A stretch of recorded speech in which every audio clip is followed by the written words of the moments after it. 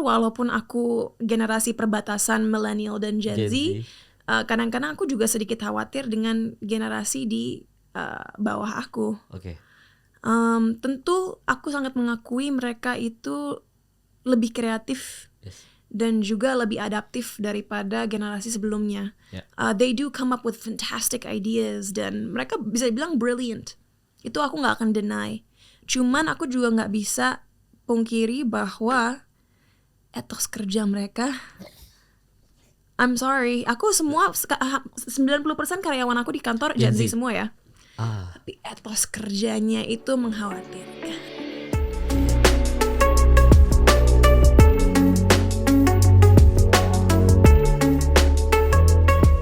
Yoi, di studio ini kedatangan Cinta Laura, teman-teman. Ini luar biasa sekali ya. Hai, ini podcaster teroke buat aku selama ini karena hanya 4 menit dari rumah.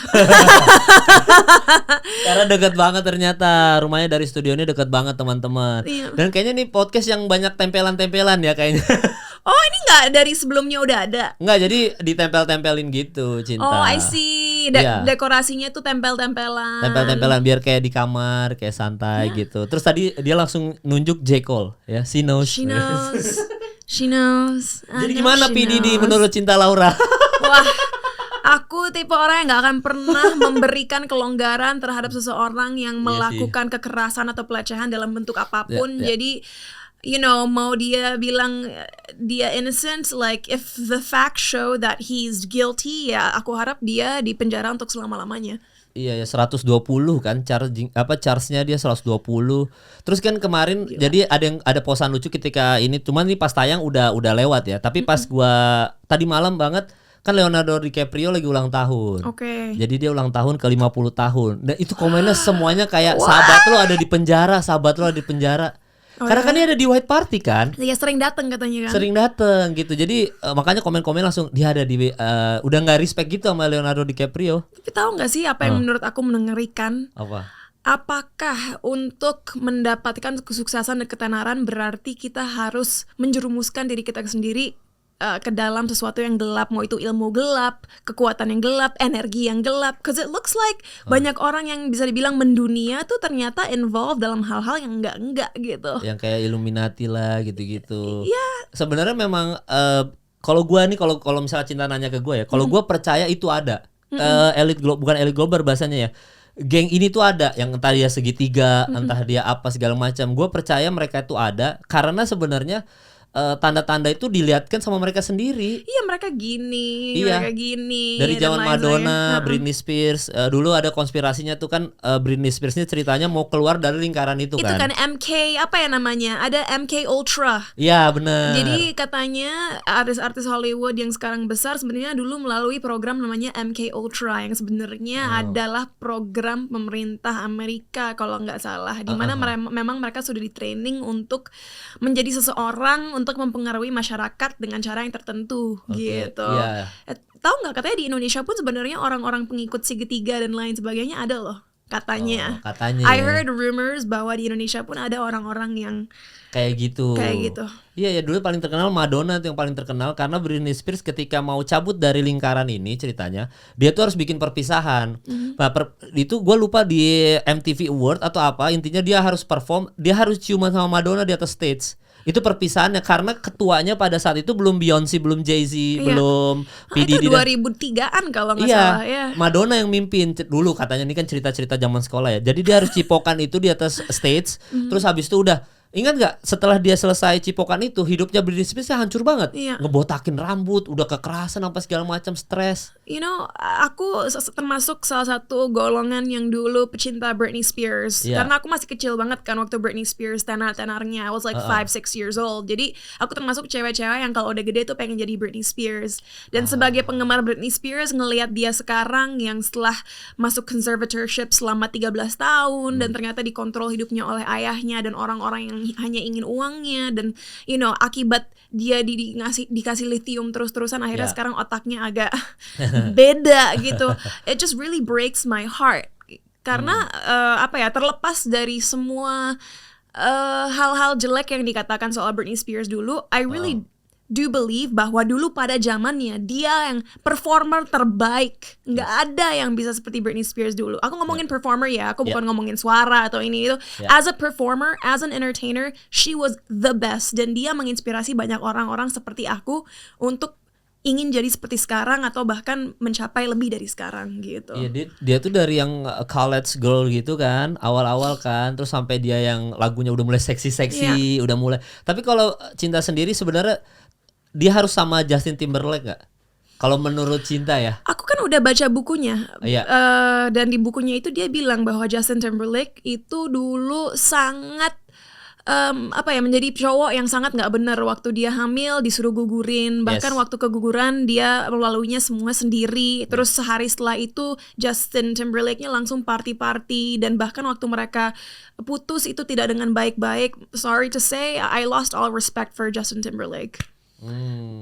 Sampai sekarang berarti sampai sekarang aku nggak peduli musik dia bagus atau enggak, tapi karakter dia memperlakukan perempuan seperti itu. Bahkan dengan istrinya yang sekarang, Jessica Biel, katanya kan lagi shaky karena ya itu dia nyeleweng dan lain sebagainya. Jadi ya mungkin karakternya emang kayak gitu ya, emang kurang baik. Iya ya kan, itu berita baru-baru ini kan, Justin Timberlake itu masalah dia ternyata selingkuh dalam tanda kutip gitu-gitu ya. Tapi memang kan tadi kembali lagi soal MK apa tadi namanya? MK Ultra. Kalian cek deh Google MK Ultra itu apa. Nah kan Cinta pernah main di Hollywood nih ceritanya. Pernah, maksudnya udah syuting lah, sudah syuting, udah tayang juga produksiannya gitu. Gimana environment di sana? Apakah sesuai dengan, kan tadi kita bilang apakah kalau mau sukses di sana harus tergabung di situ? Karena kan Cinta pernah terlibat di situ. Nah, waktu aku tinggal di LA dan meniti karir di Hollywood, tentunya aku bertemu dengan banyak orang-orang di depan maupun di balik layar ya.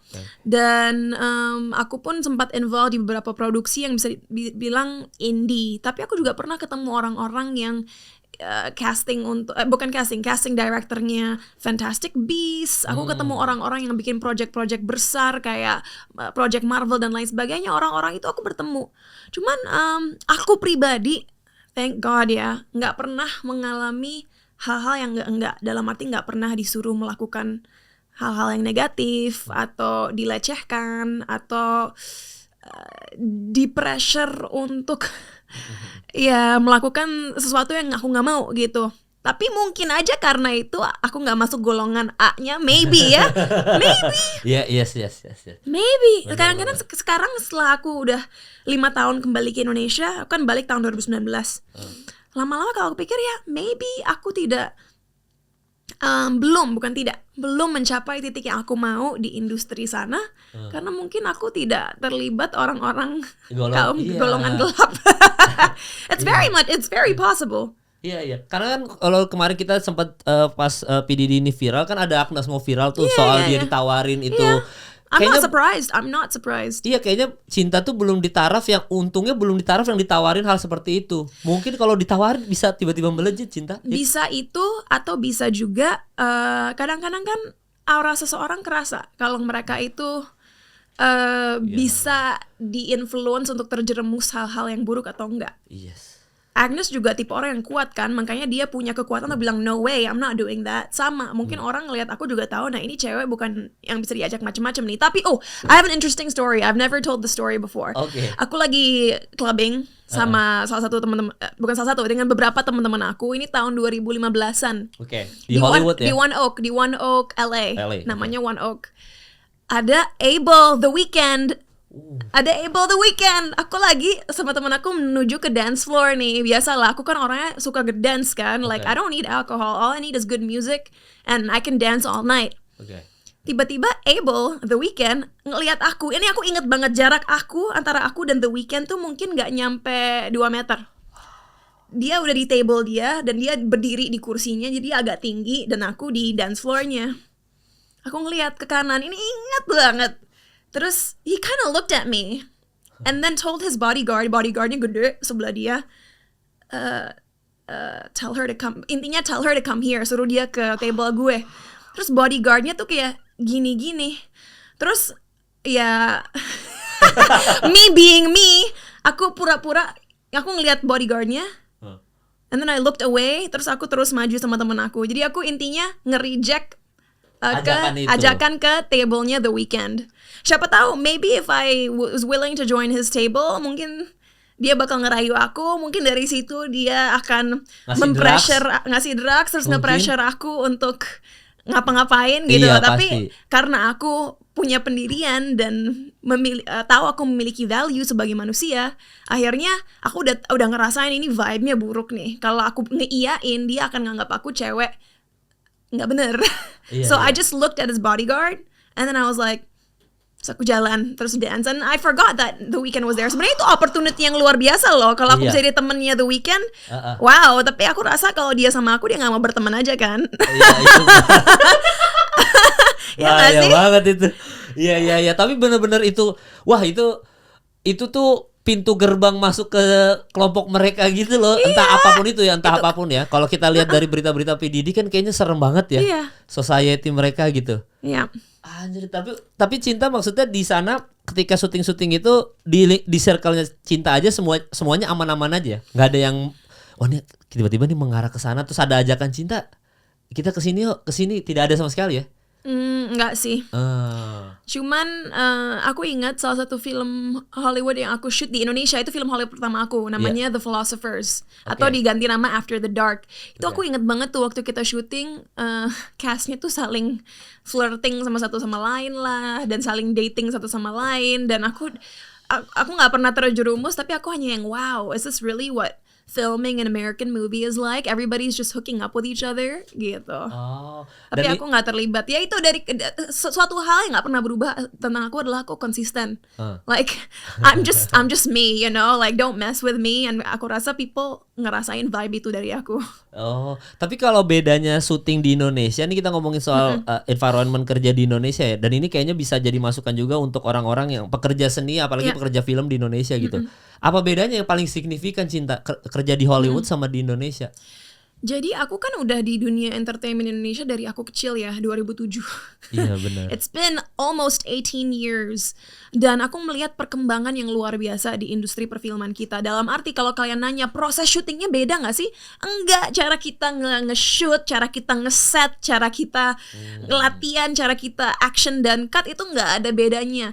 Bedanya hanya satu, dan ini menurut aku salah satu hal yang masih perlu dikembangin di Indonesia, yaitu cara kerja. You know, work ethic.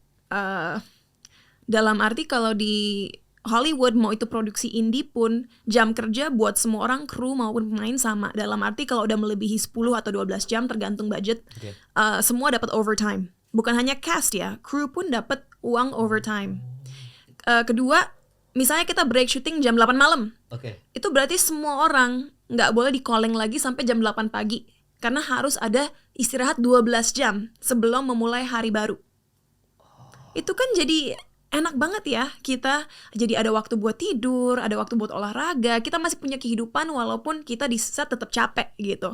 Dan ketiga, semua orang dapat ruang tunggu yang layak, mau dia pemain utama atau pendamping. Kalaupun mungkin budgetnya nggak cukup buat ngasih setiap pemain trailer, pasti ada ruang tunggu yang sangat layak gitu. Dan makanan ya, apa bahasa Indonesia, 5 sehat 4 sehat 5 sempurna. Yes, that. Nah, dalam arti sayur-sayuran, protein, karbohidrat, buah-buahan, bla bla bla itu ada dan enak gitu. So akhirnya kita juga lebih mampu untuk memberikan yang terbaik di depan layar maupun di balik layar, karena istirahat cukup, nutrisi tercukupi juga, dan kita punya waktu untuk diri sendiri untuk meng-cater ke keperluan kita, mau itu meditasi, mau itu olahraga dan lain sebagainya. So it's just cara kerja sih yang beda. Ya, dan setelah Cinta balik dari Los Angeles kan ada syuting-syuting juga ya. Langsung culture shock dong, langsung waduh balik lagi kan. Waduh begini lagi gitu. Sempat culture shock lagi dong setelah dapat yang senyaman itu, tiba-tiba balik ke Indonesia untuk syuting lagi gitu. Enggak sama sekali, actually. Karena sebelumnya sudah ya. Udah. Iya. Culture shock aku itu bukan mengenai cara kerja kita di Indonesia. Waktu aku kembali di 2019 itu, culture shock aku lebih ke untuk pertama kalinya sebagai orang dewasa aku tinggal di Indonesia. Kan sebelumnya saat aku meninggalkan Indonesia aku umur 17. Yes. Jadi selama aku remaja sampai umur 17 tinggal di Indonesia, I Pindah ke New was a York, kid, I was a child. Yeah. Pengalaman kita sebagai anak-anak atau remaja kan beda banget dengan pengalaman sebagai orang dewasa. Aku baru kembali lagi ke Indonesia umur 24 tahun and culture shock karena satu, teman-teman aku yang dari SMA they were all gone. Mereka semua udah kembali ke negaranya masing-masing atau mungkin bekerja di luar negeri. Dan I felt very alone gitu.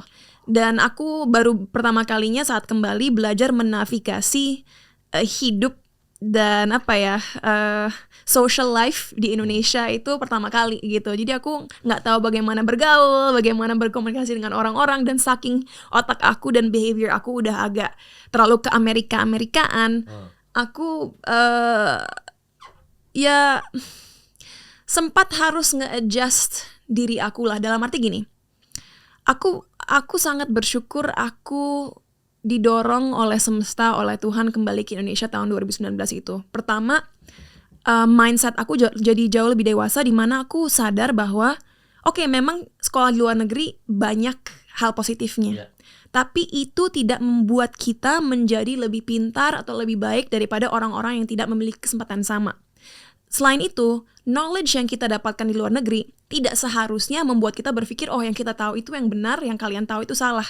Malahan, saat kembali ke Indonesia, aku belajar bahwa bentuk komunikasi itu sangat penting agar orang bisa mengerti kita, tapi kita juga harus menurunkan ego kita dan belajar cara berkomunikasi orang-orang di negara setempat, you know. What I'm trying to say is, kita jangan sampai memiliki colonizers mindset, di mana kita berpikir, oh kita lebih superior, kita lebih elit. Enggak. Malahan dengan kembali ke Indonesia, aku belajar untuk merendahkan diri dan juga lebih grounded dan humble, karena yang aku pelajari adalah, wow, banyak sekali yang aku bisa pelajari dari orang-orang yang memiliki pengalaman dan cara pandang hidup yang berbeda dari aku.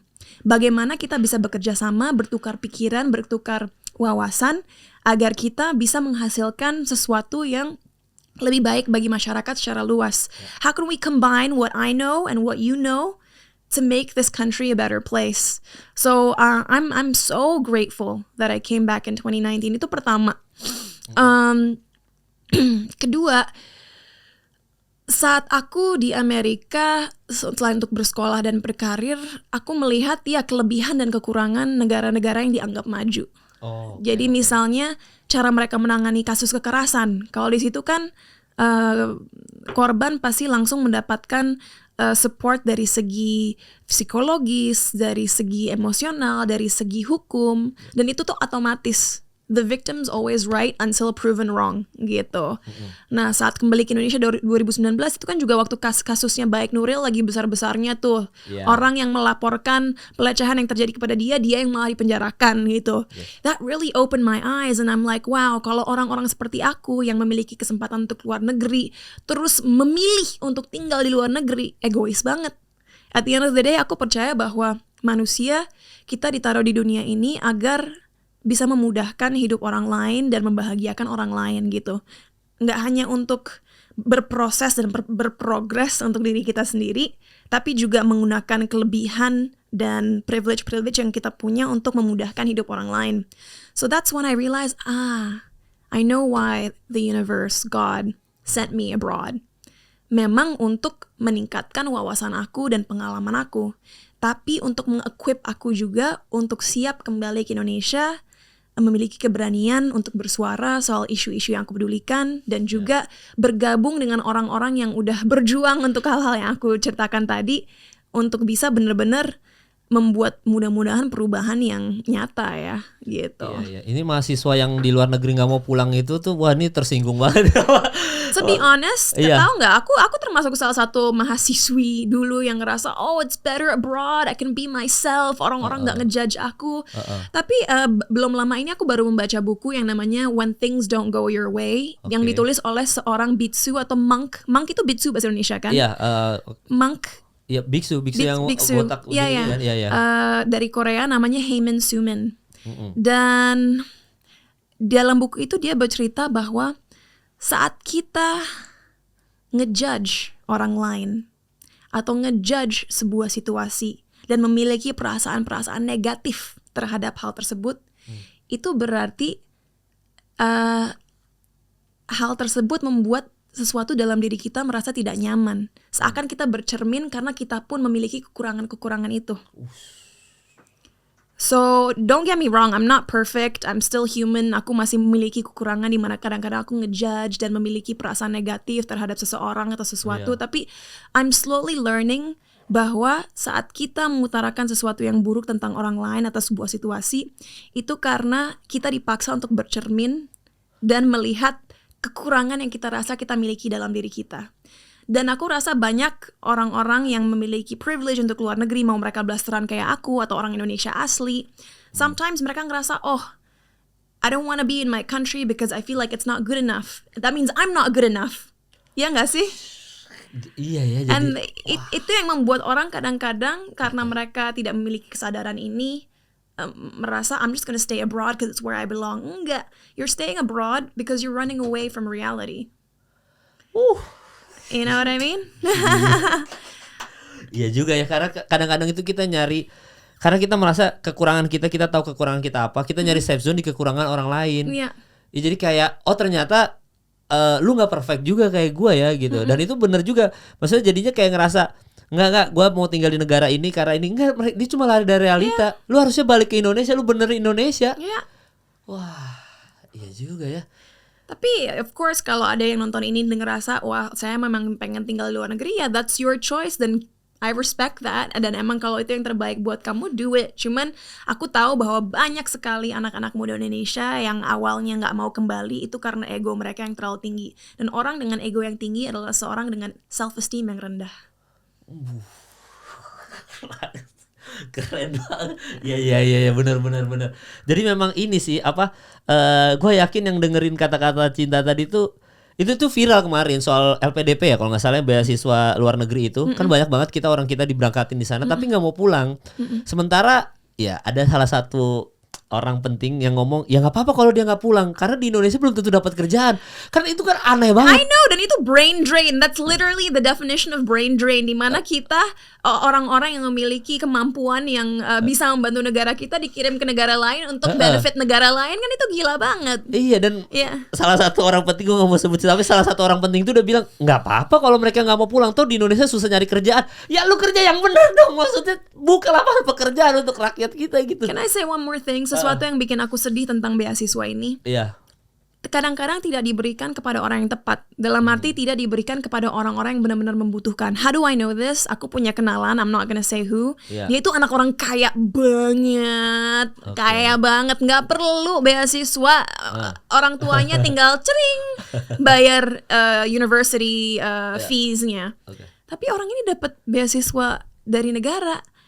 Dan sorry ya, mungkin orang punya pendapat yang berbeda, tapi menurut aku banyak sekali anak Indonesia yang pinter banget tapi benar-benar nggak punya uang sehingga nggak bisa sekolah di luar negeri. Padahal mereka kalau apply pasti diterima. Bantu orang-orang kayak gitulah. Kalau orang-orang yang udah kaya dan emang pinter, let them pay themselves. Give the scholarships to people who really need it, yang benar-benar nggak bisa afford sekolah di luar negeri. Iya, ada ternyata orang-orang seperti itu ya, Cinta ya. Ada, I'm like, ngapain orang yang udah kaya dikasih beasiswa? Menurut aku ya, banyak orang waktu aku sekolah di New York dulu bilang, kamu dapat beasiswa nggak? Jujur aku nggak apply buat beasiswa karena aku mau slot beasiswa itu dikasih ke orang yang emang butuhin. I mean, aku bersyukur, thank God, bahwa aku dan keluarga aku mampu untuk bayar sendiri tuisi sekolah gitu. Dan cum laude lagi. Thank you. Dalam 3 tahun. Dalam 3 tahun. Sebenarnya yang gue heran adalah transisi Cinta dari yang dulu main sinetron sampai ke posisi pemikiran kayak sekarang gitu. Apa yang bikin akhirnya Cinta punya pola pikir kayak sekarang? Apakah keluarga, karena udah dididik keluarga, atau enggak justru tadi karena mungkin single fighter di luar sana sehingga menemukan metode atau teori-teori sendiri? If I'm being very honest, sebenarnya cinta yang kalian sekarang selalu ada dari dulu. Bahkan dari aku masih umur 12 tahun dan main sinetron. Hanya dari aku usia 12 sampai let's say 20-an, karir aku sangat dikontrol oleh pihak-pihak eksternal yang lebih mementingkan ketenaran mass market, di mana ya aku tidak bisa menunjukkan kepribadian aku yang sebenarnya karena aku masih anak kecil juga kan, nggak mungkin anak umur 12 tahun aku nggak mau gitu, aku mau gini, like tahu apa lu so tahu gitu, you know. So I really couldn't show who I truly was back then gitu. Baru setelah aku pulang dari US tahun 2019 kemarin, aku menyadari saat aku menjadi diri aku yang sesungguhnya dan tidak takut berekspresi dan mengutarakan opini-opini aku, disitulah ternyata orang-orang yang tepat yang mensupport aku, yang menunjukkan bahwa mereka benar-benar peduli sama aku, dan bahkan aku melihat juga fanbase mana yang benar-benar loyal kepada aku gitu. Dan mungkin itu membuat circle aku dalam industri ini menjadi lebih kecil. Ini membuat aku menjadi selebriti yang lebih niche. Tapi at the end of the day, I'm a happier person.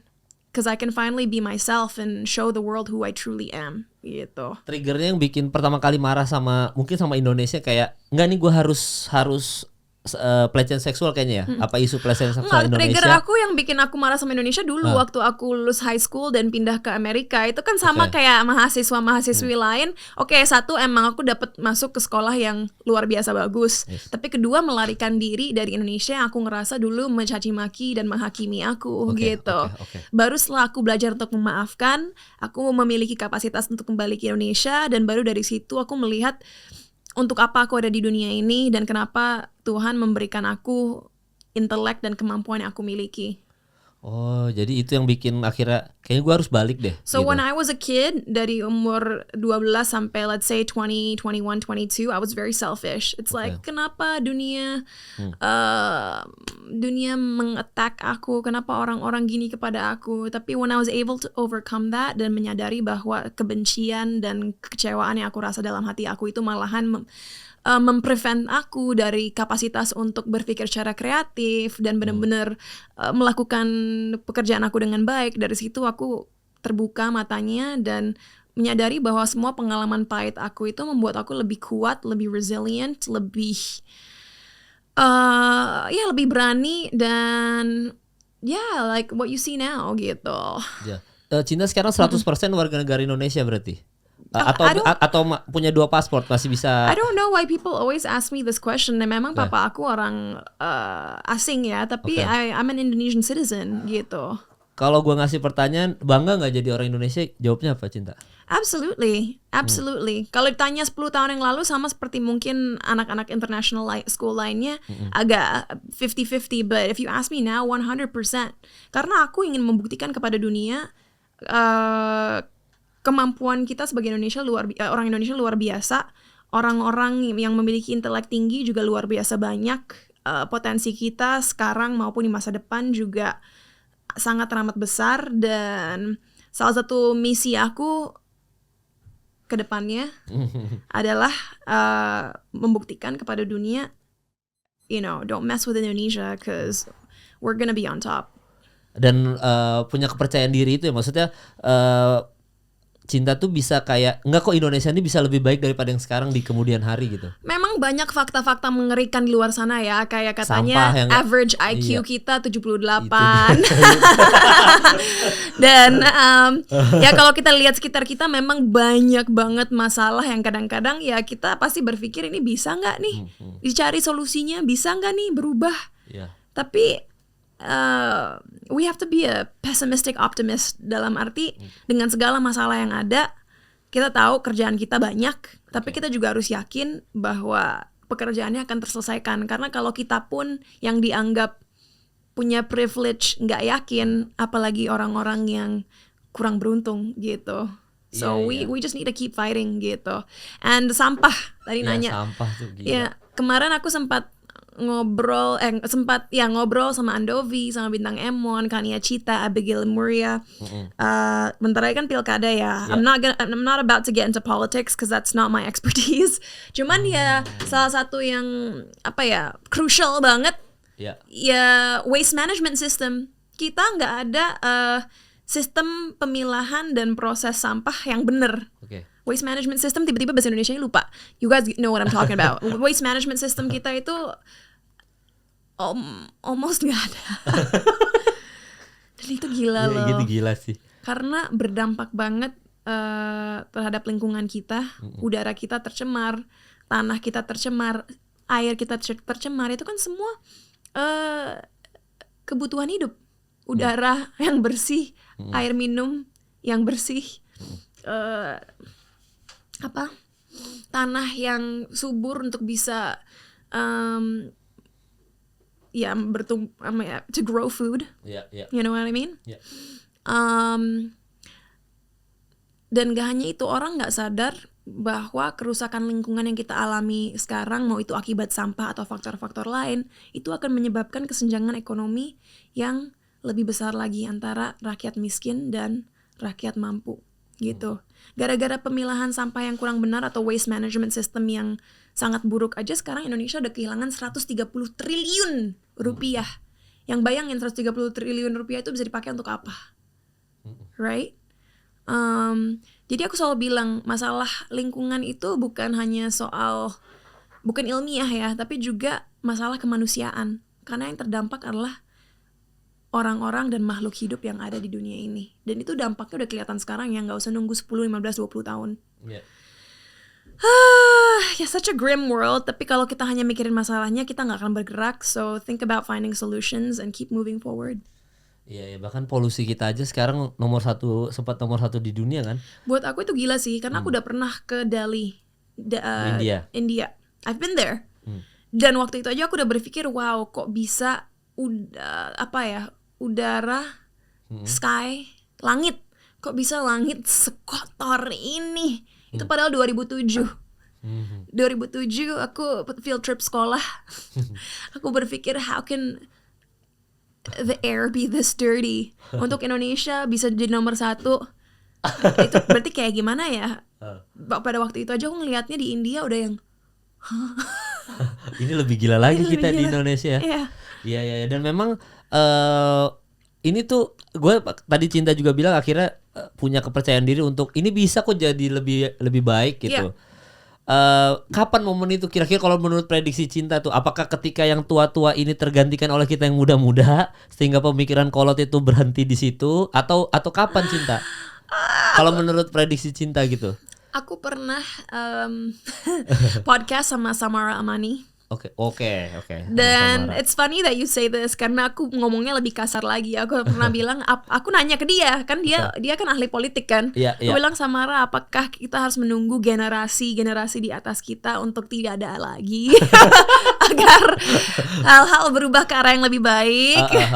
Aku lupa jawaban dia apa, tapi sekarang it's funny that I'm getting this question. Jujur yang membuat aku khawatir bukan hanya generasi di atas kita sih.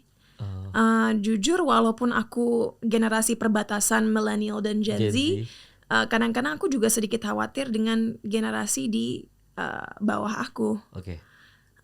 Tentu aku sangat mengakui mereka itu lebih kreatif dan juga lebih adaptif daripada generasi sebelumnya.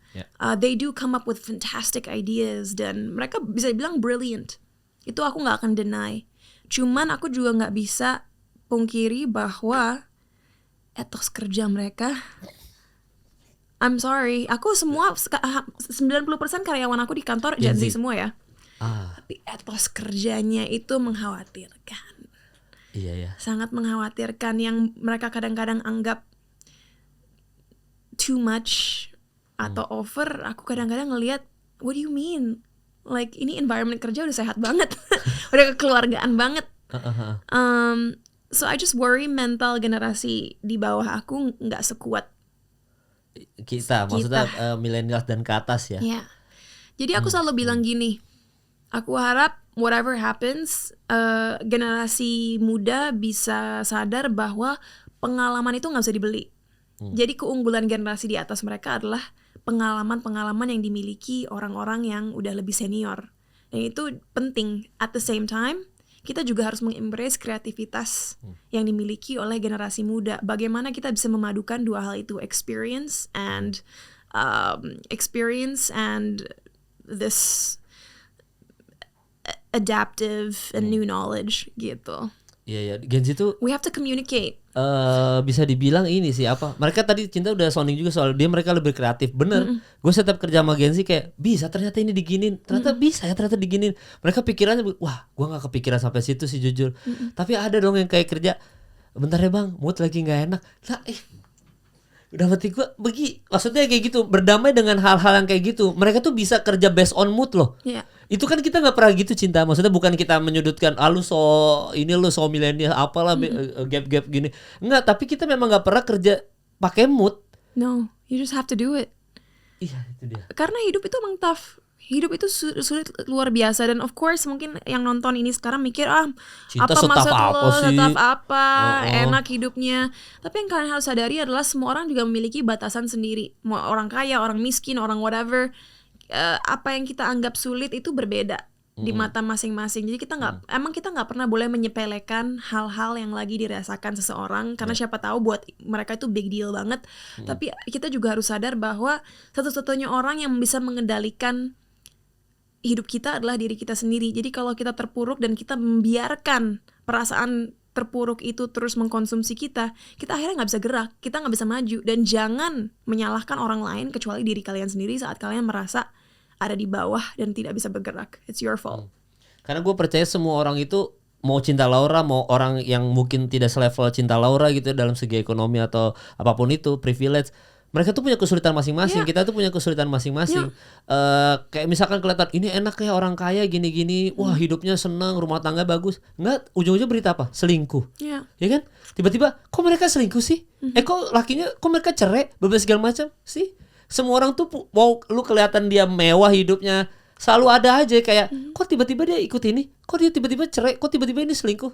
Semua orang tuh punya masalah masing-masing. Kita punya rintangan masing-masing, tapi hanya kita yang memiliki kekuatan untuk ya bangkit dan udah maju terus. Kita nggak boleh complain. I really don't believe anybody deserves to complain. At least ya, bahkan kalian yang nonton ini punya waktu luang nonton YouTube, punya smartphone atau laptop atau apapun itu untuk nonton atau dengerin ini, none of us have a reason to complain. Iya. Dan itu ya generasi sekarang juga gampang kemakan hoax juga bahaya. Jadi kayaknya nggak akan ada nih generasi emas 2045 kayaknya. Nggak, tapi sebenarnya Cinta itu sebenarnya kayaknya tugas kita juga sih. Maksudnya kita tuh secara nggak langsung dididik oleh generasi sebelumnya kan. Generasi sebelumnya itu adalah yang menempa kita, yang mungkin mengospek kita, yang mungkin mengasih tahu ini hal yang benar, ini yang enggak. Lu kalau di lingkungan kerja harus staff ini gini-gini. Dan akhirnya mungkin dulu kita seperti Gen Z sekarang. Kita manja, kita banyak ngeluh, nggak bisa kak, gitu-gitu. Tapi dikasih tahu. Sebenarnya tugas kita adalah ini sekarang. Tugas kita. Cuma bedanya dulu adalah mereka menempa kita nggak tahu tempat curhatnya kemana. Sehingga kita bingung kayaknya gue sendirian ya di sini gitu. Gue menyelesaikan sendiri dari masalah kita. Akhirnya karena kita sendiri, kita ketemu metodenya sendiri gitu. Nah kalau sekarang Gen Z, lu tempa, mereka bisa curhat di sosmed, Cinta Laura namanya jelek anjir. Langsung kayak Cinta Laura ternyata jadi bos gak enak, Cinta Laura ternyata bacot gini-gini, ya kan? But that's why we can't let social media define us. Ya, ini salah satu alasan kenapa aku lagi banyak baca buku-buku tentang letting go dan bagaimana menerima saat hal-hal tidak sesuai ekspektasi kita atau plan kita. Karena hidup di zaman sekarang juga udah mulai gak sehat banget sih. Kita terlalu terpaku dengan validasi eksternal, kita terlalu sering membandingkan diri kita di social media, kita terlalu banyak melakukan hal-hal yang sebenarnya gak natural buat manusia. Manusia saat kita berevolusi menjadi manusia modern sekarang, kita kan sebenarnya pikirannya hanya bukan pikirannya hanya beberapa, yaitu cari makan, cari shelter yang cukup, berkeluarga, procreate, have kids, raise your family, survive, and then die. Kita tidak seharusnya sebagai manusia ngecek handphone kita 24 jam, terus-terusan online, terus-terusan beraktivitas bahkan saat udah gelap di luar. Ini kan semua gara-gara modernisasi dan juga ya konstruksi sosial yang terbangun gitu. So the way we're putting stress on ourselves every single day yang sebenarnya nggak wajar untuk badan manusia yang udah dibangun gini gitu. So what I'm trying to do right now, tentunya aku workaholic, people know that. Aku terobsesi dan cinta dengan pekerjaan aku dan setiap hari itu kerja. Cuman I think we all need to take a breath, take a deep breath, dan focus on the now. Focus on the now. Kalau nggak kita nggak akan bisa survive. Kita selalu overthinking di masa depan kita harus gimana.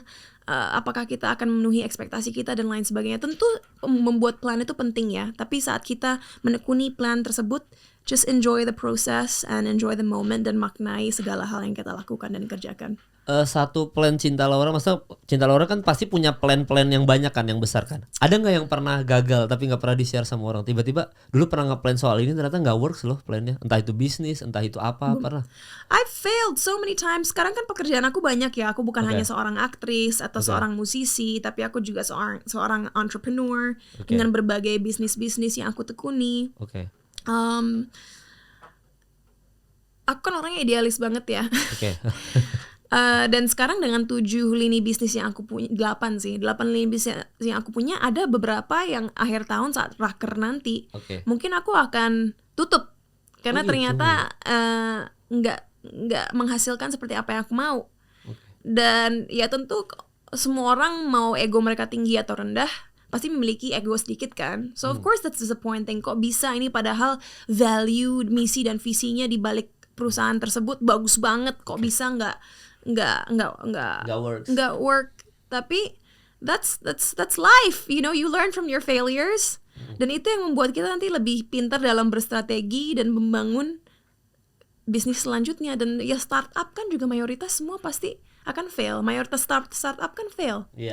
Bahkan Apple dulu sebelum jadi Apple yang sekarang, Steve Jobs failed miserably gitu. So you need to accept failures in life because failures akan selalu terjadi. Bahkan dengan karir aku, kayak dulu aku bikin musik saat umur 13-14 tahun, itu kan sangat sukses dan viral pada zamannya. And then tahun 2019 sampai sekarang aku bikin musik yang sesuai keinginan aku, sesuai apa yang aku suka, tapi nggak semuanya menjadi hit gitu. Malahan ya untuk di Indonesia jadi indie karena crowdnya nggak sebanyak dulu yang menyukai. Dan bisa aja aku melihat itu dan berpikir, wow, I failed, my music now has failed.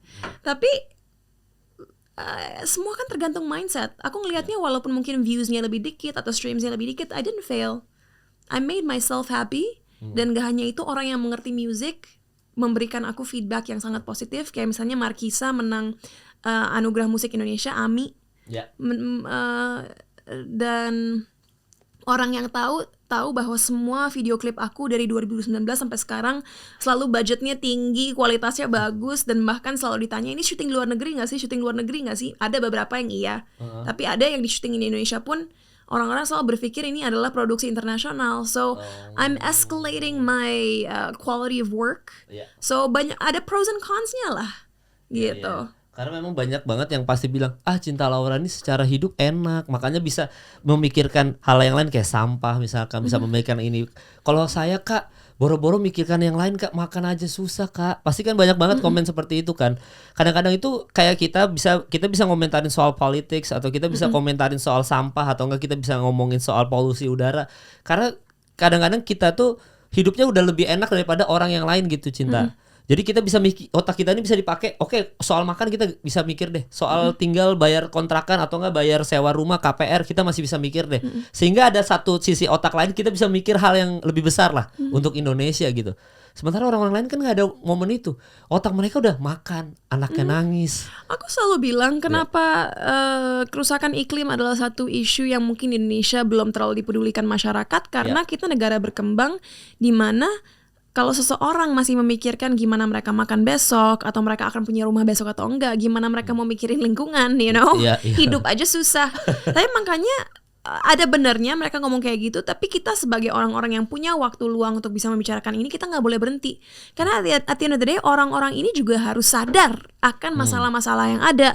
Kayak masalah sampah, kepemilahan sampah kan buruk banget di Indonesia. Let's say ada orang yang nonton ini, mereka mau mulai sebuah bisnis. Let's say memulai bisnis kedai kopi lah. Mungkin orang-orang yang nggak punya knowledge tentang lingkungan, mereka akan pilih tempat minum plastik yang bener-bener buruk banget secara komposisi kimianya dan nggak bisa didaur ulang, dan mereka hanya berpikir biarin, yang penting margin tinggi. Ini kan tempat minum murah, margin gue lebih tinggi. Oke, tapi kalau kita selalu nggak konsisten dan nggak berhenti sosialisasikan isu ini, kita bisa kasih tahu ke mereka, oke, mungkin kamu pikirin margin sekarang, tapi sorry to say ya, 5 tahun lagi saat sampah tambah menumpuk, gas metana meningkat, udara yang kalian hirup akan tambah kotor. Siapa yang paru-parunya terdampak? Kalian dan anak-anak kalian. Itu ongkos rumah sakit bakal tambah tinggi. Akhirnya disposable income kalian akan menurun karena akhirnya kualitas kesehatan kalian juga terdampak oleh kerusakan iklim yang ada. Atau dengan the rising sea levels. Kan katanya Jakarta 10 tahun ke depan mungkin akan tenggelam setengahnya, atau at least utara. Ceritanya gitu, nanti yang tergusur siapa? Rakyat kecil. Kalau kita mungkin masih bisa, oh ya udah kita pindah rumah deh, cari ke tempat lain. Tapi rakyat kecil yang rumahnya tenggelam, mereka tergusur, mereka mau pindah kemana? Jadi ini tuh efeknya semua kembali lagi at the end of the day ke rakyat kecil. Jadi kita harus terus sosialisasikan isu ini supaya mereka bisa mengambil keputusan yang lebih pintar. Dan gak hanya itu, mereka juga bisa sadar bahwa sebenarnya dengan sampah mereka bisa berkontribusi terhadap green economy. Kayak sampahnya di upcycle menjadi komoditas yang bisa dijual. Atau basically mereka bisa melakukan bisnis mereka dengan cara yang lebih etis gitu, agar mengurangi kerusakan lingkungan gitu. Gue baru balik dari Korea kan. Ini salah satu contoh ya. Gue lupa waktu itu Korea ini banyak banget yang isu bagus. Tapi orang Korea kalau makan yang gak habis itu nggak dibuang sama mereka ternyata. Mereka tuh ngumpulin semua ini dari pemerintah, program pemerintah, mereka kumpulin semua makanan yang habis kita makan nggak habis, itu untuk binatang-binatang mereka. Jadi untuk tanah, untuk binatang-binatang mereka. Jadi secara nggak langsung sebenarnya apapun yang kita konsumsi, apapun yang kita itu bisa didaur ulang terus loh. That's true. Food waste di Indonesia luar biasa tinggi. Iya. Dan ini ya, dan orang Indonesia tuh jeleknya adalah tunggu kapoknya dulu baru akhirnya ngelakuin tindakan gitu. Oh iya bener kata Cinta Laura. Mungkin video ini anggap aja lah, saya tadi kata-kata Cinta udah ngatain kita 10 tahun 5 tahun ke depan segala macam. 5 tahun ke depan kejadian. Terus video ini baru viral, kayak Cinta Laura dari 5 tahun yang lalu sudah ngomong, udah ada yang ngomong, tapi kita udah banjir, udah tenggelam Jakarta Utara kan, sering banget orang Indonesia kayak gitu kan. Well, we can't solve everything, right? Aku pun sebagai individu nggak bilang bahwa dengan kata-kata aku segala hal yang kita ingin rubah akan berubah, tapi at least we're trying. Ya setidaknya ya. Setidaknya kita udah dapat pahala dari ini ya Cinta ya. Satu hal sebelum kita bahas karir dan filmnya Cinta, apa hal yang paling ditakutin sama Cinta dan takut kejadian sama Indonesia? Takut banget. Satu hal yang jangan sampai Indonesia tuh, orang Indonesia bener-bener sekarang kejadian seperti ini gitu. Satu ketakutan yang paling sekarang udah worry banget, sampah doang. Nggak hanya sampah, worry terbesar aku pasti udah pernah lihat dong di berita akhir-akhir ini, kayak anak SMA nggak bisa baca, anak SMA yang nggak bisa matematika. Iya. Dampak menurut aku terburuk dari pandemi adalah rakyat kecil nggak sekolah. Mau pemerintah bilang mereka sekolah lewat smartphone lah, dikasih kuota. I'm sorry, nggak usah keluar dari Pulau Jawa deh. Di Jogja, sejam dari Jogja aja, waktu itu aku syuting film tahun 2020, sinyal nggak ada. Ini mau dikasih kuota, kalau nggak ada sinyal, mau gimana belajarnya? Gitu. You know what I mean? My biggest fear is kita akan benar-benar merasakan domino effect akibat pandemi kemarin, di mana kita akan melihat kesenjangan pendidikan antara rakyat kecil dengan yang mampu. Bahkan anak-anak yang kaya aja kesulitan sekolah lewat komputer mereka yang segede gini layarnya, apalagi anak-anak yang ngelihatnya HP mereka yang pixelnya rendah dan gak ada yang bimbing. So my biggest fear is, walaupun kita punya banyak harapan di Indonesia 2045 nanti, Indonesia emas, anak muda yang akan menjadi dewasa pada saat itu tidak akan memiliki skills dan kompetensi yang cukup untuk bisa mengeksekusi goals yang kita miliki. Wah, itu serem sih. Tapi kan tadi Cinta nggak suka sama politik ya. Misalkan contoh, Cinta dikasih jadi Menteri Pendidikan misalkan ya. Misalkan aja nih, ini contoh aja nih. Cinta Laura, lu jadi Menteri Pendidikan Indonesia gitu. Entah siapa yang ngangkat gitu ya. Kaisang misalkan presiden selanjutnya. Kaisang suruh Cinta Laura jadi Menteri Pendidikan. Nggak usah jauh-jauh deh, maksudnya ini step by stepnya apa, tapi apa yang langsung Cinta mau lakukan sebagai Menteri Pendidikan? Ini ngalu aja ya. Aku nggak berani jawab pertanyaan itu karena jujur kalau jadi menteri aku passionnya lebih menjadi menteri pemberdayaan perempuan sih. Oh lebih ke situ ya, ketimbang pendidikan ya. Jadi pemberdayaan perempuan nomor 1 ya. Karena aku memang mendapatkan pendidikan yang tinggi dan mungkin orang-orang di luar sana menganggap aku orang yang berpendidikan, tapi aku akan mengakui bahwa aku bukan ahli pendidikan. I'm not a good teacher. I'm educated, but I'm not a teacher. Yeah. Gitu. So I don't feel like I have the right to comment on that. Aku tidak punya kualifikasi yang cukup untuk berkomentar apa yang harus dilakukan. Yeah. Tapi aku merasa perlu sih ada sebuah tes standarisasi, nggak hanya untuk murid-murid ya, tapi untuk guru-guru juga. Karena negara ini adalah negara kepulauan.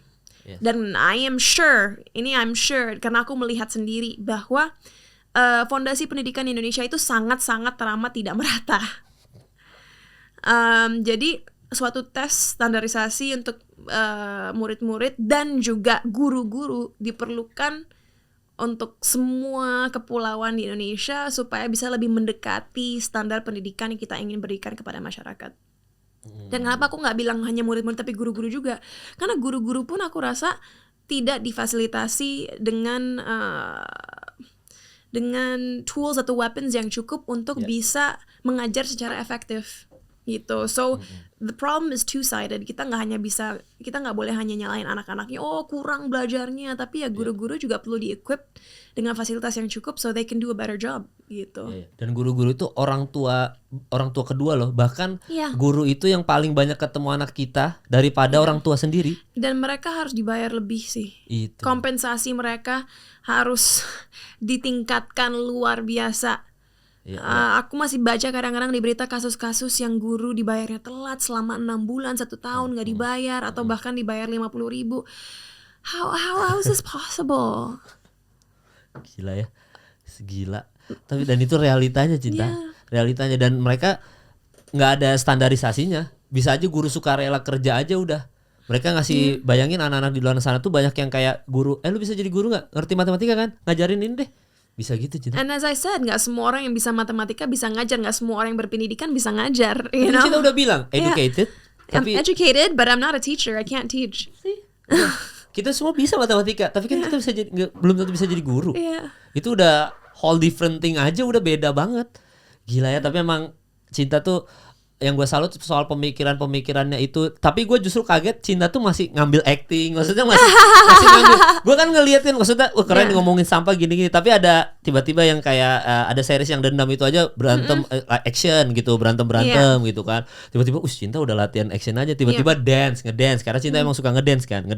Ya, aku fun fact bentar lagi bakal ngeluarin lagu sama Wisnu Santika. Oh, sama Wisnu Santika? Bentar lagi Desember bakal keluar lagunya. Tapi video klipnya baru tahun depan sih. Tapi intinya ya I love to dance. And speaking of dance music, ada lagu bareng Wisnu Santika yang akan kita. Genre idenya apa? Genre elektroniknya nih, maksudnya kan Wisnu Santika kan punya stylenya sendiri ya. Stylenya ngikutin Wisnu Santika ya? Ngikutin Wisnu Santika.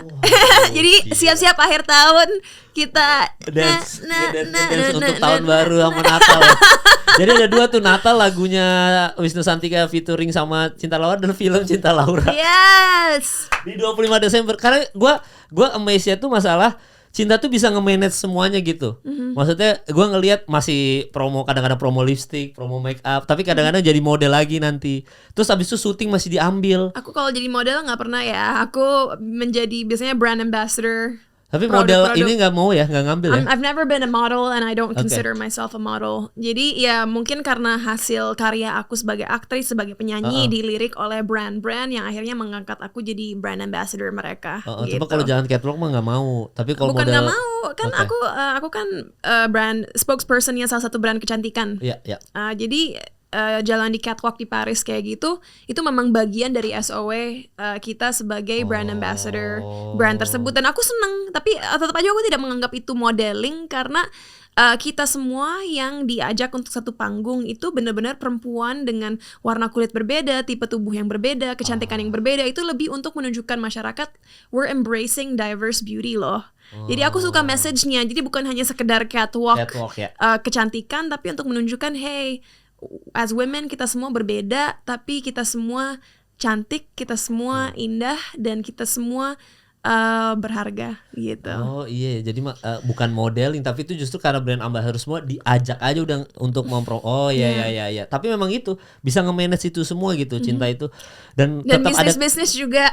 Iya, bisnisnya tadi 8, tadi udah sounding ada 8. Belum lagi mikirin sampah, masih ada waktu untuk investasi di film juga. Salah satu perusahaannya itu investment firm gitu. Jadi stay tune, aku nggak mau berkoar-koar, tapi tahun depan kalian akan melihat beberapa film di mana aku menjadi executive producernya.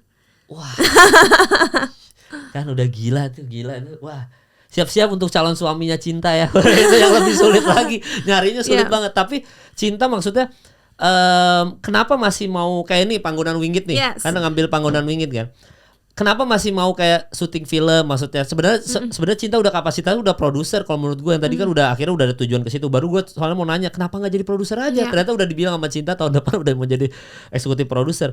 Kenapa masih ngambil syuting? Maksudnya kayak ngisi kekosongan kah atau apa? Jadi tahun 2023 kemarin aku sama sekali nggak syuting film atau series sama sekali karena aku fokus sama perusahaan aku Cinta Para Semesta ngebangun tim dan juga ngebangun business unit yang ada di bawah Cinta Para Semesta. Dan aku sadar waktu aku nggak melakukan sesuatu yang kreatif, aku malahan nggak bahagia. Tapi kalau aku sepanjang tahun syuting terus, aku juga nggak bahagia. Aku sadar bahwa aku harus ada balance karena aku masih muda. Aku masih senang berkarya depan layar, tapi aku juga butuh mengasah otak aku dan menggunakan otak aku untuk membuat karya-karya di balik layar gitu. Jadi kenapa aku tetap mengambil syuting? Karena I love to act. Aku kan masuk di dunia entertainment ini melalui acting gitu. Dan kebetulan you're right, tanggal 25 Desember nanti film aku Panggonan Winggit 2 akan tayang. Dan kenapa aku ngambil film ini? Pertama karena Panggonan Winggit yang pertama sukses. Itu ya. Christian Sugiono kan pertama sama Luna Maya kan? Luna, exactly. Yang kedua aku dan Arifin Putra, ada Kalista Arum juga. Dan sebenarnya premisnya ada kemiripannya. Ceritanya karakter aku Alma, ibunya meninggal dan karena ibunya meninggal dia menjadi caregiver atau pengurus adeknya yang masih SMA dan mereka akhirnya pindah ke Surabaya karena mereka emang asli Jawa Timur ceritanya. Jadi kalau teman-teman pengen lihat aku berbahasa Jawa perdana itu berbahasa Jawa? Enggak penuh, tapi aku sana sini adalah bahasa Jawa. Kalian mau lihat Cinta Laura perdana bahasa Jawa di Panggonan Winggit 2 ini. Gitu ya? Can you imagine? Dapat logatnya Cinta bisa di film. I think so. Aku nggak mau praktekin sekarang karena kan harus nonton gitu. Bener. Nah, saat karakter aku Alma pindah ke Jawa Timur, dia menjadi manajer suatu apartemen. Apartemen ini ternyata angker. Dan ini based on a true story. Karena di Surabaya memang ada namanya Apartemen S yang katanya dihuni oleh sosok Miss K. Miss K ini based on a true story. Kalian bisa cari di Google. Miss K ini penghuni apartemen S ini. Dan saat aku melihat ke situ ya pelan-pelan aku melihat lah kekacauan yang terjadi dan gak hanya Miss K, ternyata ada Miss K dan anaknya yang menghuni apartemen S ini. Kalau di film ini kita panggilnya apartemen Sasmaya gitu. Dan kenapa film ini menurut aku memiliki unsur yang cukup berbeda karena kita main dengan elemen air. Apa yang aku maksud dengan itu? Banyak hal-hal misterius atau mengerikan yang terjadi di film Panggonan Winggit Miss K ini terjadi di dalam air atau dikelilingi air. Kayak kalau kalian udah lihat trailernya, Miss K kan keluar dari bathtub. Iya, ada bathtub tuh. Ada bathtub. Anaknya juga ya di situ ya. Ada di yang situ tangan juga. Itu keluar yang tangan gitu. Keluar. Dan aku pun salah satu scene tersulit aku adalah ceritanya aku tenggelam di kolam renang. Aku keluar dari kolam renang itu dan tiba-tiba aku menari tradisional, tari Malangan. Dan aku dikasih topeng prostetik yang pengap banget. Aku harus jebur kolam renang selama 12 jam lah pakai prostetik topeng Malangan. Jadi ada di Malang namanya tari topeng Malangan. Jadi emang propertinya tuh pakai topeng dan setiap topeng tuh melambangkan sesuatu yang berbeda atau emosi yang berbeda. So untuk film ini aku belajar beberapa kali tari tradisional which was fun karena aku memang suka ngedance, walaupun tari tradisional lebih susah buat aku karena anggun, and I'm more of like a hip hop girl, like kalau ini harus iya harus anggun. Dan seneng sih bisa main bareng Arifin Putra juga karena chemistry-nya dapet banget. Kita berdua blasteran Jerman, jadi dua-duanya on time, dua-duanya punya etos kerja yang sangat baik, dan kayaknya di film ini nggak berhenti ada suspense karena setiap scene seru. Ya kalau Hitmaker selalu gitu, Hitmaker tuh yang gore-gorenya ada. Jadi ini gore-nya banyak mutilasi sih. Iya makanya kan, emang udah itu Hitmaker banget, dan Hitmaker itu selalu gua bahas, mereka itu di film-film Hitmaker tuh sudah ada fansnya sendiri. Jadi karena udah ada fansnya sendiri, mereka udah tahu film Hitmaker udah pasti gitu. Tusuk sini, tusuk sana, gore sini, kecelakaan sini, tangan putus apa. Ya udah Hitmaker banget itu. If you guys like gore, banyak elemen mutilasinya di sini juga.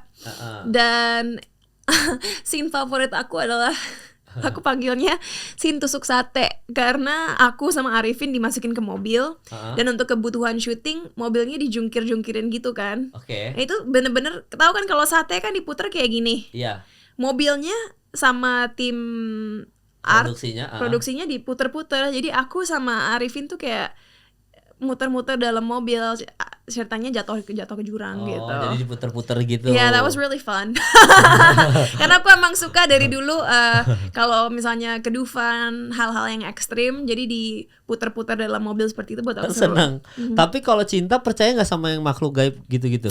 Atau sejauh ini agak skeptis juga tuh soal kayak gitu-gitu tuh? You know what's interesting? Aku orangnya kan sangat how do I say it in Indonesian? I really rely on logic and reason. Aku orangnya juga pragmatik banget. Hanya lucunya, walaupun aku orangnya selalu berusaha mencari penjelasan yang logis, udah sering sekali hal-hal yang tidak logis terjadi kepada aku, sehingga aku merasa, you know what? It's very much possible that there are things out there yang mungkin kita nggak bisa lihat. Kalau kita mau ngomongin dari segi film sci-fi, mungkin memang ada dimensi yang berbeda-beda. Kita tinggal di dimensi ini, mungkin ada hal-hal tertentu tinggal di dimensi lain. Kita semua tinggal bersamaan, tapi kita tidak bisa melihat atau menyentuh satu sama lain. Oh, jadi kayak mirroring gitu ya? Maybe there are different dimensions gitu. Upside down, Stranger Things kan gitu. Film Penggonan Wingit 2 Miss K ini kan kita shoot nggak hanya di Jakarta tapi di Malang dan juga di Surabaya. Menurut aku Malang itu kota yang cukup mistis, yang cukup kuat gaibnya. Tidak terjadi saat kita syuting Penggonan Wingit di Malang, tapi pernah aku punya pengalaman stay di salah satu hotel yang aku suka banget lah di Malang. Dari pihak hotelnya mereka baik banget nge-upgrade kamar aku. Jadi aku ditaruh di suite tapi di ujung hotel gitu. Seneng dong waktu awal ngeliat, oh my room so big. Nah, kebetulan kamar aku itu ada terasnya. Terasnya ada railingnya. Kalau dipukul agak kayak kelontong gitu, teng. So that was nice. Dan malam itu aku tidur, tiba-tiba aku denger teng. Aku mikir, aduh, kenapa sih tukang sate atau tukang bakso harus lewat jam segini? Karena ngantuk banget tapi ribut. Tiba-tiba teng. Wait a minute.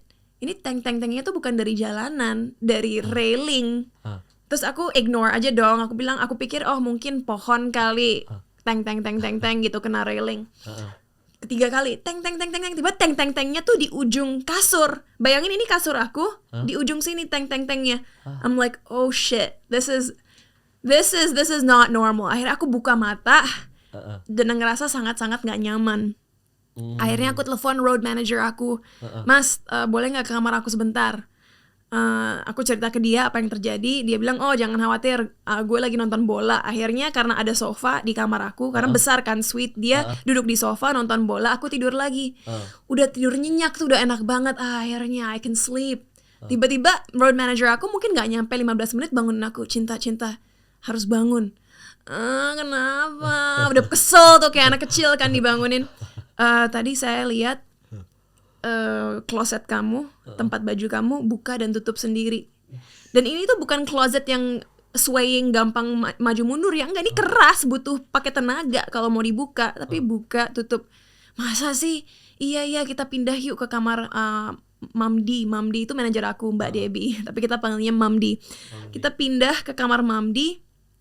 Terus cerita ke Mamdi ini terjadi. Iya karena dia agak bisa ngelihat yang gaib gitu. Akhirnya aku tidur sebelah Mamdi. Road manager aku yang cowok juga ketakutan. Dia tidur di sofanya Mamdi. Jadi kita 3 orang tidur di kamar Mamdi. Tiba-tiba aku denger tek air. Tapi airnya bukan dari kamar mandi, literally next to my bed, sebelah kasur aku. I'm like, oh shit, masa sih kita udah tidur bertiga tetap ada yang ganggu. Akhirnya I'm like, you know what, whatever, aku udah sebelah Mamdi anyway, jadi udah gak takut. Tiba-tiba aku lagi tidur, di mimpi aku nggak tahu sosok ini berbahasa apa, tapi aku ngerti dia ngomong apa. Intinya sosok ini bener-bener di atas aku, terus translasinya adalah get out gitu, atau tapi dia nggak bahasa Inggris ya, tapi intinya itu. Terus aku bangun, terus aku, Mamdi, it won't let me sleep. Hal tersebut, sosok tersebut nggak membiarkan aku tidur. Akhirnya dia peluk, terus kita tidur. Waktu breakfast baru dia cerita, iya sebenarnya waktu kita nyampe hotel udah ada hal-hal yang aneh, tapi I didn't want to tell you. Nah, hal-hal yang seperti itu akhirnya walaupun aku orang yang sangat menggunakan logika, aku jadi bingung. Aku nggak imagining hal-hal itu karena aku nggak pernah datang ke suatu tempat dan ngerasa takut. Aku bukan tipe orang yang gampang takut atau mikirin hal-hal yang mistis saat mendatangi suatu tempat yang baru. Iya. So basically yang aku berusaha katakan adalah aku nggak pernah nyari. Iya. Tapi untuk hal sedetail itu terjadi sama aku berulang kali dalam jangka waktu 3 jam, that's crazy. Ya nggak sih? Gila sih. Emang kadang-kadang kayak gitu-gitu tuh nggak bisa dipancing sih begitu. Karena tadi ada si Mamdi, mungkin dia yang mancing energinya sehingga akhirnya jadi datang kayak gitu-gitu, atau nggak tadi lokasinya mistis. Oh gila, ternyata Cinta Laura mengalami hal seperti itu juga teman-teman. Gua kira lu yang syuting di lokasi udah fun-fun aja pulang, tapi ternyata ada yang ngerasain itu ya. Ada. Jadi itu pertama kali dalam hidup tuh? Enggak, udah sering dari kecil sih sebenarnya. Makanya aku bingung. Aku selalu berusaha nyari scientific explanation. Kayak kalau orang bilang, oh ada yang kesurupan, aku selalu bilang, oh paling orangnya epilepsi. Larinya ke situ ya. Jadi bikin logis ya. I always try to find logical explanations gitu. Tapi that's why I love making movies, dan aku juga seneng banget syuting Panggonan Wingit 2 ini karena at the end of the day kan sebagai filmmaker kita ingin membuat penonton tentunya merasa senang, merasa terhibur, dan juga bagi pecinta horor dan gore membuat mereka adrenalinnya terpicu kan. So I think you'll definitely get that from this movie gitu. 25 Desember tuh teman-teman tuh. Itu pas tayang langsung seluruh Indonesia tuh ya, bioskop seluruh Indonesia. Tapi emang kalau di luar negeri, hadiah kita untuk kalian di waktu liburan ini. Iya bener banget, sampai tahun baru tuh nonton. Dan memang ini ya, kalau di luar negeri kayaknya nggak ada yang kesurupan gitu kayaknya ya kalau di luar negeri ya. Mistis-mistisnya mah nggak modelannya nggak begitu kan kalau luar negeri. Tapi kan banyak film-film soal exorcism. Ya itu sih lebih ke situ sih. Jadi apa? Oh iya bener, berarti kesurupan ada yang kesurupan. Ada. Di luar negeri exorcism, iya bener. Apa yang Emily Rose? Iya. Exorcism of Emily Rose. Dan itu dicatat di Vatikan dong. Maksudnya mereka tuh yang kesurupan di sana tuh dicatat sama orang Vatikan, dicatat nih siapa-siapa aja. Tapi difilmin. Biasanya di luar negeri aku emang jarang ngerasain hal-hal yang mistis. Tapi aku ingat dulu di Jerman kalau aku lagi ngejenguk nenek aku, rumah nenek aku kan dibangun tahun 1950-an. Jadi ya beberapa tahun setelah Perang Dunia Kedua lah. Aku ingat waktu masih kecil, I always felt like there was something in my room. Aku nggak pernah lihat apa-apa, cuman aku nggak pernah ngerasa nyaman. Dan aku lagi nggak nyari dan nggak mikirin ya. Aku nggak mikir, oh ini bekas Perang Dunia Kedua. Aku nggak mikir gitu. Cuman nggak pernah ngerasa nyaman kalau udah malam. Wah gila, ternyata di luar negeri pun mistisnya pun sama. Beda hantunya aja. Mungkin kalau miskenya Panggonan Wingit di sana mereka bisa biasa aja. Tapi gitu ada vampire, ada apa, mereka lebih panik. Gitu ya. Jadi memang Panggonan Wingit itu teman-teman 25 Desember jangan lupa ditonton ya. Wih banyak pertanyaan buat ini nih, buat Cinta nih. Ini biasanya sebelum udahan kita baca-baca nih. Boleh. Oh tadi Cinta ini nggak baru-baru ini ada hal apa yang lagi seru? Baru-baru ini. Waduh, that's such a broad question. Akhir-akhir ini. Lagi ada apa yang seru, bisa diceritain nggak? Katanya gitu. Ini bukan seru sih, tapi lebih ke cerita lucu. Aku kan sekarang punya 2 kucing di rumah. Satu aku adopsi di setnya Dendam bulan Mei lalu, namanya Pipo. Satu lagi aku adopsi nemu di jalan, namanya Spikey. Spikey ini usianya baru 2,5 bulan. Kalau Pipo udah 8 bulan. Ini agak jorok ceritanya, but it's funny. Beberapa hari yang lalu Pipo lagi sakit perut, jadi ya ke toilet. dan waktu aku pulang kata mbak aku, Spikey dimencretin Pipo. Jadi dia kotor ke badan-badan ya. Aku bilang loh, tapi kok nggak kotor? Iya kak, tadi kita mandiin pakai Dettol. Kasihan banget. Dan lu gak tahu, kamu harus lihat kucing aku tuh emang imut banget, jadi kepikiran dia iya sedih banget. Padahal di studio juga ada kucing banyak ya, di studio ini banyak kucing juga nih. Oh gitu, ya ampun. Dia dipupin, kasihan. Oh ini.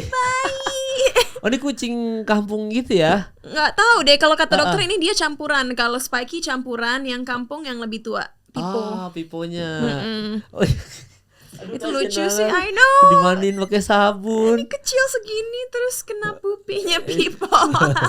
Gitu, karena memang ada banyak yang komen pertama kali adopsi Ramona, Pipo dan Spikey gitu. Ternyata diceritain. Tapi memang itu gimana pertemuan dengan kucing-kucing ini, Cinta?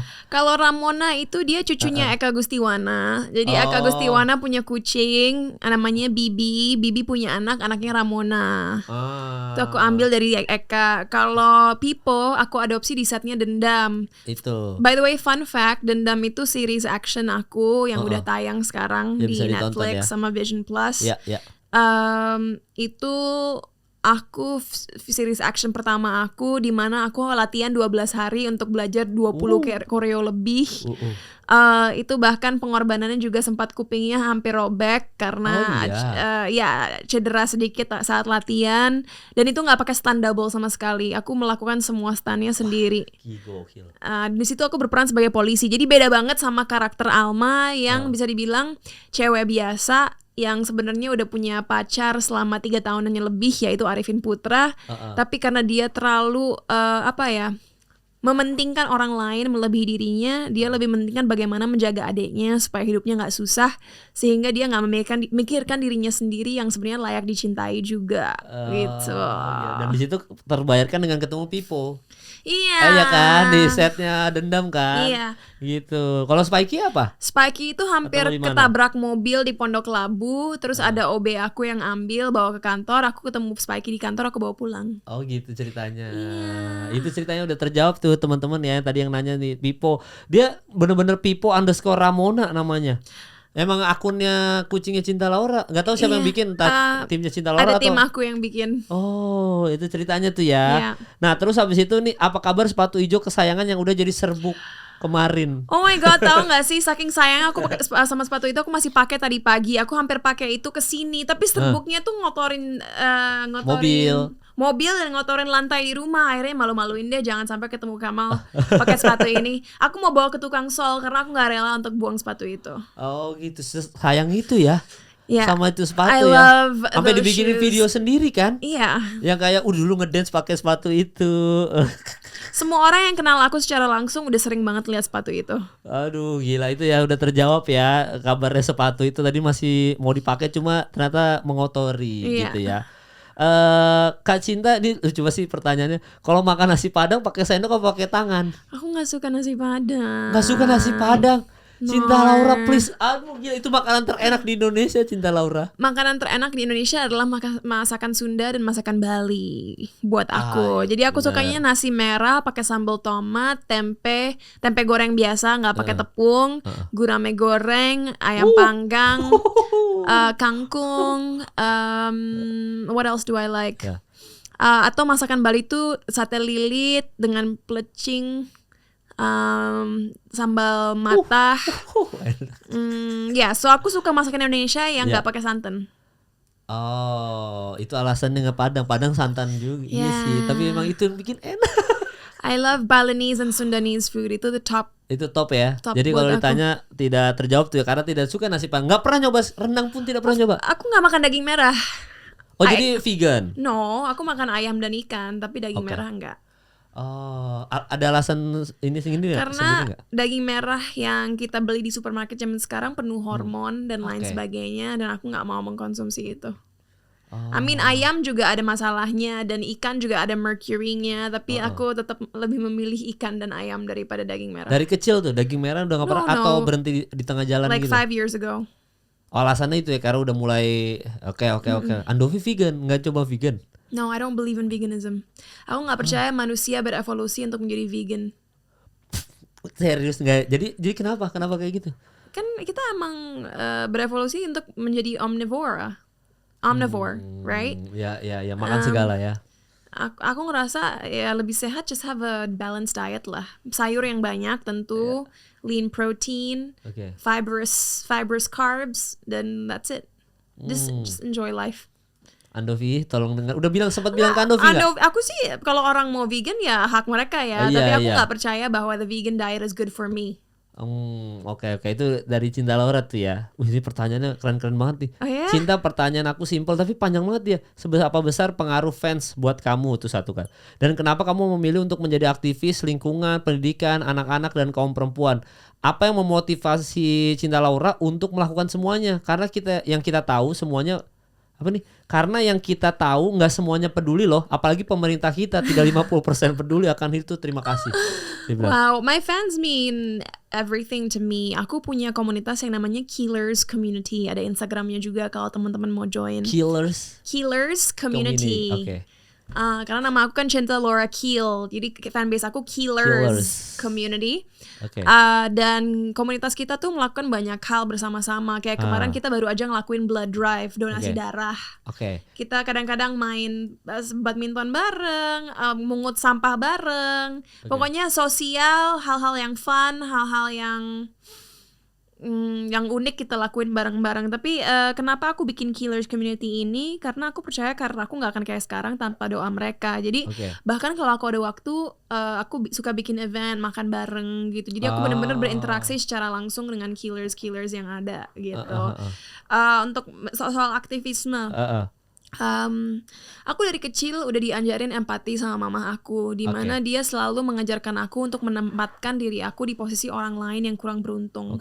Dari situ aku selalu punya mindset untuk menyadari bahwa segala hal yang aku punya itu sebuah privilege yang luar biasa, dan oleh karena itu nggak boleh boros, nggak boleh serakah dan lain sebagainya. Dan lagi-lagi aku percaya Tuhan memberikan kita privilege, mau itu privilege intelek, privilege finansial, privilege apapun itu, untuk bisa memudahkan hidup orang lain. So, karena kebetulan edukasi perempuan, anak-anak, dan juga lingkungan adalah 4 hal yang aku rasa sangat penting dan bisa memajukan bangsa, ya aku fokus ke topik-topik itu, because it's what I really care about. Oke, itu terjawab ya. Nah, ini buat pertanyaan penutup bagus banget nih. Karena ini juga sebenarnya gue agak kepo sih. Kak Cinta sebagai seorang public figure dan jalan banyak bisnis, gimana sih cara kamu atur waktu dan biar tetap efektif dan efisien? Karena kan tadi kita udah sempat bahas ngelakuin semuanya. Cuma gue lupa nanya soal metodenya apa supaya Cinta tuh bisa ngelakuin semua hal gitu. Ini buat closing, ngomong ke kamera aja untuk yang nanya. Silakan Cinta. Kita sekarang hidup dalam society di mana banyak orang expect work-life balance. Work-life balance seringkali orang menginterpretasinya sebagai 50-50. Unfortunately, that's not the reality of life. Dalam arti saat kita memiliki goals dalam hidup kita, apapun itu, aku selalu bilang kita harus sadar akan ada jangka waktu yang cukup lama dalam hidup kita di mana kita harus mengorbankan banyak hal. Dan itu pun berarti bahwa work-life balance tidak akan selalu tercapai. Sekarang karena aku lagi ngebangun banyak banget perusahaan, invest sini, invest di situ, tapi juga sibuk depan layar, aku akan sangat jujur bahwa mungkin work aku 90%, life 10%. Apa yang aku korbankan, waktu dengan teman-teman, waktu dengan keluarga. Aku jujur ini bukan suatu hal yang aku banggakan ya, tapi I don't have a life right now. I'm genuinely exhausted and burnt out. Tapi, ada tapi yang besar. Aku menyadari semua ini. Jadi saat aku membangun segala hal yang aku bangun, aku udah ngasih jangka waktu nih. Oke, aku rela selama 4-5 tahun, worknya 90%, life-nya 10%, tapi aku tahu setiap tahun aku akan kurangi itu. Mungkin tahun depan 75% work, 25% life. Tahun depannya lagi bisa turun ke 60%, tahun depannya lagi bisa turun ke 50-50. Kalau aku udah mencapai apa yang aku inginkan, siapa tahu aku bisa kayak orang-orang di luar sana yang tiba-tiba worknya mungkin 20%, life-nya 80%. Tapi semua butuh pengorbanan di awal. Nggak semua orang beruntung bisa menjadi overnight success. Dan overnight success juga nggak sustainable menurut aku. Bisnis atau karir yang sustainable itu adalah bisnis atau karir di mana kita mengalami jatuh bangun, kegagalan dan lain sebagainya. Tapi selalu bangkit lagi, berjuang untuk merubah strategi dan mencoba hal-hal yang baru dan tidak terpatahkan ekspektasinya atau mungkin perasaannya oleh kegagalan yang kita alami. So right now, how do I do everything? My life is just work. Dulu mungkin maksud aku 2 tahun yang lalu kalau aku mengatakan itu aku bangga banget, all I do is work. Tapi sekarang I'm not gonna lie, secara mental dan emosional I'm not in a very good place. Tapi gak apa-apa. Untungnya, lagi-lagi mungkin Tuhan memberikan aku kelebihan dalam cara berpikir karena aku selalu dapat mengevaluasi segala hal yang terjadi kepada aku. Bahkan aku bisa mengevaluasi segala kekurangan aku. Aku selalu menyadari kok kalau aku melakukan hal yang kurang baik. Tapi yang aku sadari adalah kesuksesan itu perasaannya memang membanggakan dan membahagiakan. Tapi dengan kesuksesan, kita juga mengorbankan waktu dengan keluarga, waktu dengan teman-teman, mungkin bahkan menghilangkan relationships yang kita punya. Dan kesuksesan itu gak selalu semuanya enak. Perasaan bangga yang kita rasakan hanya sementara. Ditambah juga, saat yang kita lakukan hanyalah bekerja, kita nggak benar-benar memaknai hidup dan merasakan pengalaman-pengalaman baru. Sehingga akhirnya kreativitas kita menurun. Dan juga motivasi kita juga pelan-pelan hilang. And that's what I'm experiencing right now. I realize that I work so much that my creativity is decreasing. And it's not inspiring me untuk melakukan hal-hal baru, hal-hal yang fresh. Dan bahkan membuat fanbase aku atau orang-orang yang mengikuti perjalanan karir aku sulit untuk relate dengan aku. Karena memang dari segi kehidupan gak banyak yang bisa aku share. Kadang-kadang orang-orang nanya, kamu kok gak pernah vulnerable sih? Kamu kok gak pernah menunjukkan sisi human kamu? Bukan aku gak mau vulnerable dan gak mau menunjukin sisi sisi manusia aku. I just don't have a life. There's nothing about my life that I can share. And that's a hard reality that I had to swallow. Dan itu kesadaran akhir tahun 2024 yang aku rasakan, sehingga 2025 nanti aku akan memprioritaskan pertemanan dan kehidupan yang aku tidak miliki. Dan satu lagi untuk closing, karena ini indah banget. Di buku yang aku lagi baca, buku ini 2 halaman pertama dimulai seperti ini. Ada seorang laki-laki yang tinggal di desa terpencil, tidak banyak orang-orang di sekitarnya. Suatu hari ada yang mengetuk pintunya, seorang Dewi kemakmuran. Dewi itu mengatakan, oh, saya akan membawa kekayaan, kebahagiaan, dan kelebihan ke dalam hidup kamu. Laki-laki itu berkata, oh tentu, masuk, saya akan mengakomodasimu gitu. So the Dewi kemakmuran ini masuk. Gak lama kemudian ada yang ngetok lagi, tok. Laki-laki mengatakan, siapa kamu? Saya adalah Dewi kemiskinan. Saya akan membawa kemiskinan, kepedihan, dan kegagalan ke dalam hidup kamu. Terus laki-laki itu mengatakan, maaf, saya tidak akan memperbolehkan kamu masuk. Dewi kemiskinan bilang, kemanapun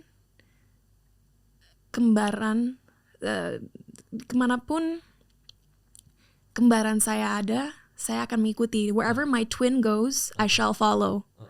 Karena Dewi Kemiskinan ini adalah kembarannya Dewi Kemakmuran. Akhirnya apalah moral dari cerita ini? Kekayaan akan selalu didampingi oleh kemiskinan. Kelebihan akan selalu didampingi kekurangan. Kesuksesan akan selalu didampingi dengan kegagalan. Jadi saat kita di atas, jangan pernah berekspektasi bahwa hal-hal yang buruk tidak bisa terjadi pada kita. Tapi sama, saat hal-hal buruk terjadi kepada kita, jangan juga mengira bahwa kita tidak bisa keluar dari situasi itu. Because they go hand in hand. Nothing is permanent. Nothing is forever. Gitu. Cinta Laura teman-teman. Thank you udah nonton episode kali ini. Sampai bertemu di episode selanjutnya.